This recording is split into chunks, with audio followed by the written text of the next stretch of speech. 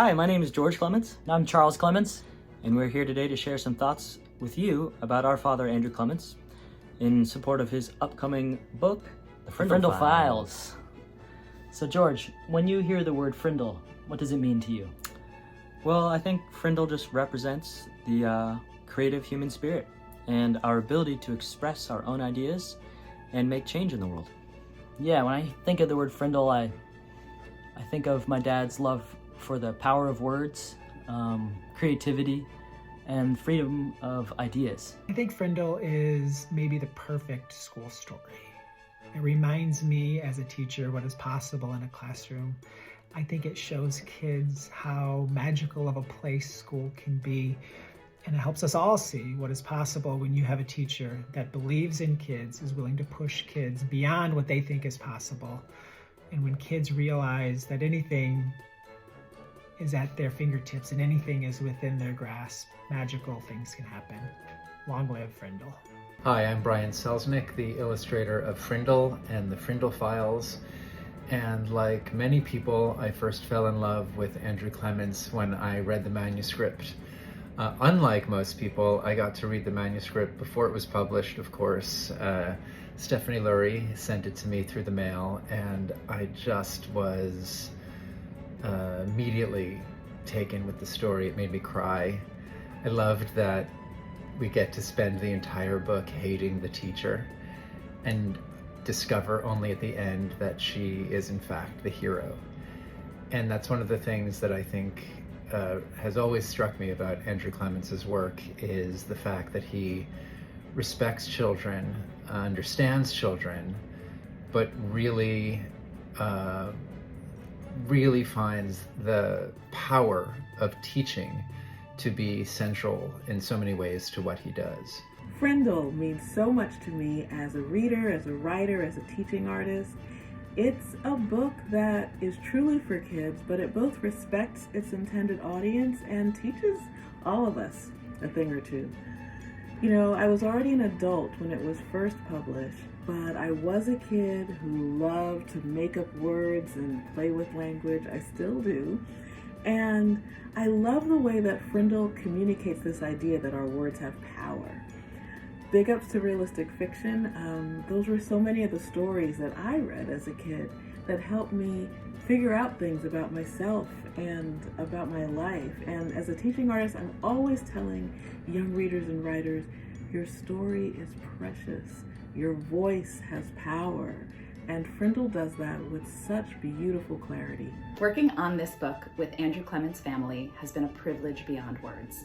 The themes and big questions are trademark Andrew, not to mention the humor and realness of the kid characters. It is the ideal follow-up to Frindle, a book so totally beloved in my household as in so many others. Many years ago, I met Andrew Clements and his wife at the Tweens Read Festival in Houston, Texas.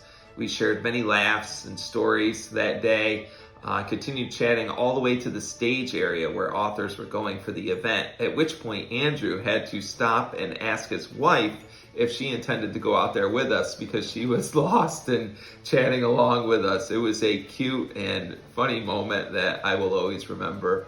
From that day, I would say Andrew was a very kind person, humble, and the other thing I learned, a former wrestler. My dad taught me so many things, but some of the most important ones were to live by good values, to think for yourself. He used to say, do your own thinking, or someone or something will do it for you, which I always like that saying, and to follow your dreams, and to do what you love, and you'll live a happy life. You know, he talked about, Andrew Clements, about how it was a challenge for him to write Frindle, a chapter book, after being primarily a picture book author. And Frindle reminds me to challenge myself creatively, always with an eye to being real and to respecting my reader. Thank you, Frindle. I'm looking forward to the Frindle Files. So imagine my delight when many years later, I was editing in a coffee shop. I had already started working with Andrew. And he called. He was definitely a phone call person, not a text or an email person. He called and he said, "What do you think? I'm thinking about doing a sequel to Frindle." And I think I screamed, or at least kind of yelped out loud in this coffee shop, because I was so incredibly excited. As an editor, for sure, but really as a reader, as a parent, as someone who cares about kids and educators, I was so excited to hear what he was going to do next in this story, what he had to say. I knew from working with him that he was not going to write something just to write. He was only going to touch Frindle and do the sequel if he really had the right story to tell. And as I think you will see, he did. I think kids are going to love the Frindle Files. It is a magical school story that takes place in the universe of Frindle, and for them to get a chance to revisit this world and revisit the magic of a school and a classroom and a new teacher that is going to rock their socks off. Hold on tight, everyone. You are in for a treat. The Frindle Files is so stinking good.